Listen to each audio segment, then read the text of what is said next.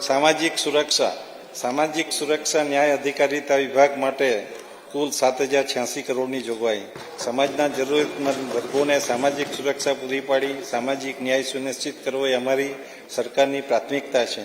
વિવિધ કલ્યાણકારી યોજનાઓનો લાભ પાત્રતા ધરાવતી તમામ વ્યક્તિઓને સરળતાથી પહોંચાડવા માટે અમે પ્રતિબદ્ધ છીએ.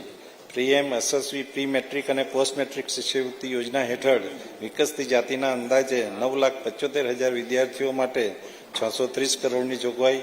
પ્રાથમિક શાળાઓમાં અભ્યાસ કરતા અનુસૂચિત જાતિના અને વિકસતી જાતિના અંદાજે 36 લાખ વિદ્યાર્થીઓને શિષ્યવૃત્તિ અને ગણવેશ સહાય આપવા માટે 617 કરોડની જોગવાઈ. અનુસૂચિત જાતિના આશરે 1,45,000 વિદ્યાર્થીઓ માટેની પોસ્ટ મેટ્રિક શિષ્યવૃત્તિ માટે ₹296 કરોડની જોગવાઈ.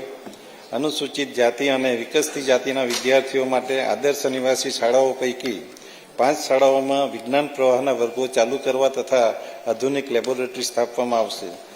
દિવ્યાંગજનો માટે સુરદાસ યોજના તેમજ વિવિધ આર્થિક સહાય યોજના માટે કુલ 249 કરોડની જોગવાઈ.